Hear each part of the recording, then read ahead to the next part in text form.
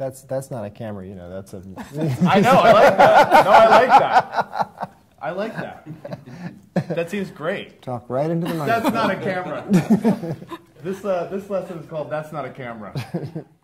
Hello, I am here with John Collins, the director of Elevator Repair Service, and Mike Iveson, a performer with the company.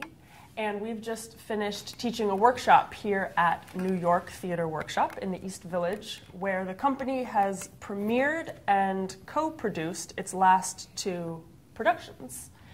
And I guess I wanted to ask you, John, about the genesis of this workshop. ERS obviously has a unique relationship to New York Theater Workshop, and I'm curious to hear you say something about both of those things.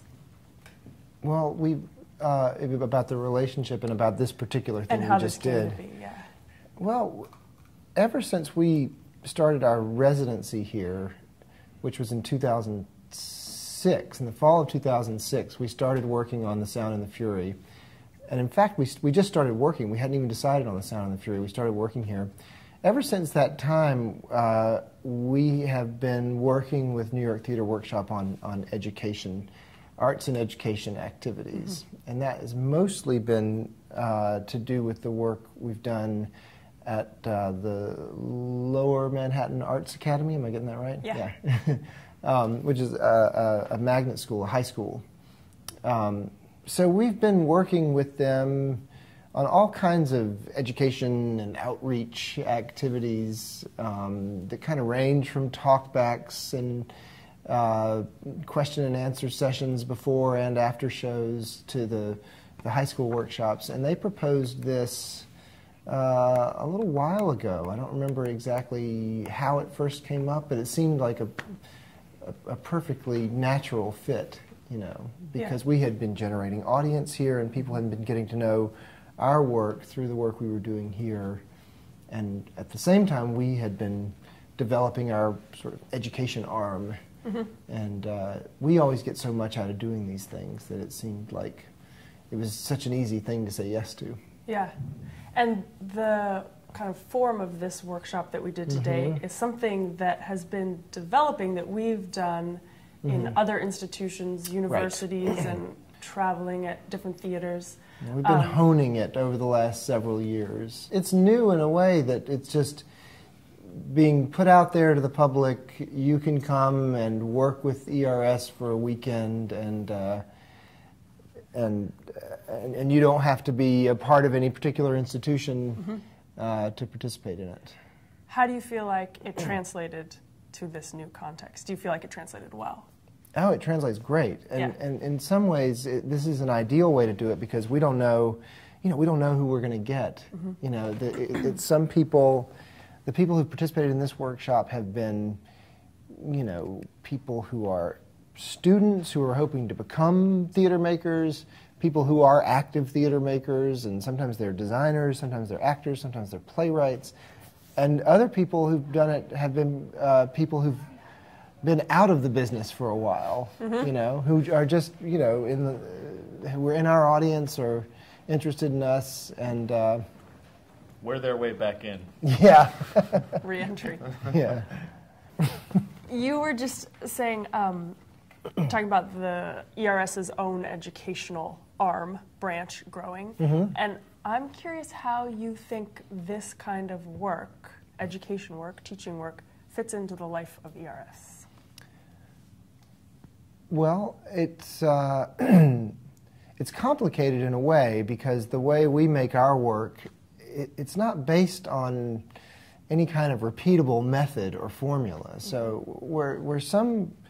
when some companies do educational workshops, they have a pretty clear-cut way of going about it because they have specific training that they do within their ensemble that they can then impart to their students, and we don't do that. Yeah. So, for a while I was nervous about doing this because I didn't know what exactly we had to teach. But I knew that there was something that we always got out of working with new people, and I'm beginning to understand now why it's so valuable to us. Because what we do in these workshops is we get in and we try to make theater really fast. with a group of people who have just met for the first time, and it's terrifying in a way. It's very intimidating to think that you're going to try to produce something in such a short time, but it always works, and it ends up serving as a great reminder to us of how much we can get done when we just force ourselves to get on our feet and start trying something. Mm-hmm. It's a great lesson in getting out of your own head and just working and making something right then and there without thinking it through too much, without overanalyzing it, without worrying too much about what it's going to look like or who you're going to be doing it. So it's a great little shock to our system. Mm-hmm. to have to get in with people we've just met and try to make something new. It serves as a great reminder about what's kind of exciting and unpredictable about this kind of work. Well, we broke everybody up into 3 groups, mm-hmm.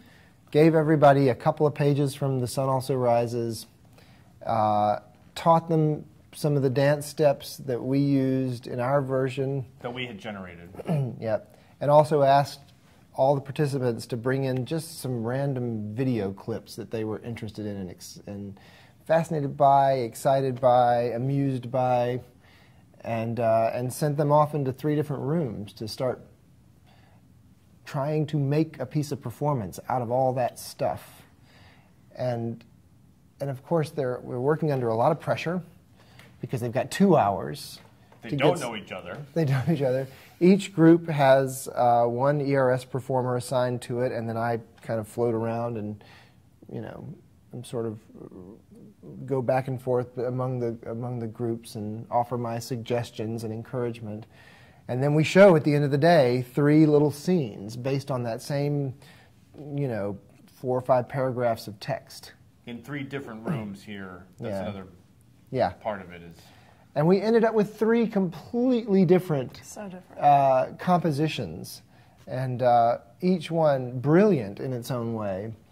And we talked about that some, and we came back into, that was yesterday, and we came back in today. And then I kind of, as the sort of part 2 of this particular workshop format is me swooping in and taking elements of all 3 of those scenes and making one big scene out of it. Yeah. Which today worked amazingly well. So satisfying. We had them downstairs. We turned the little theater around downstairs and used the audience risers and the staircases as the stage.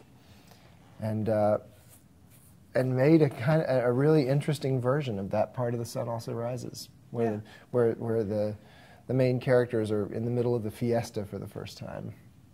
And we discovered heavy metal voguing. Yeah, new genre was invented today, heavy metal vogue.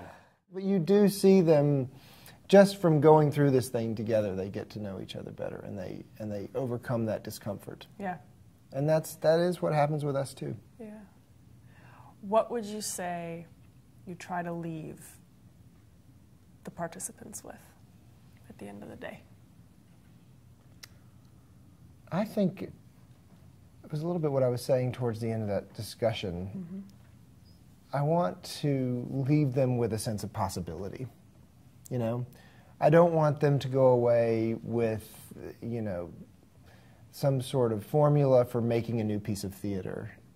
I'm hoping that what they get is a way of seeing what they do in live theater as, an ongoing, evolving process, one that's always full of potential no matter what stage you're at with it. And I think that's probably the best thing we could hope for, I don't want people to leave these workshops and go off and make work that looks exactly like ours. But I would like for people to leave these workshops and go out and make work with the same sense of play and possibility that we bring to ours.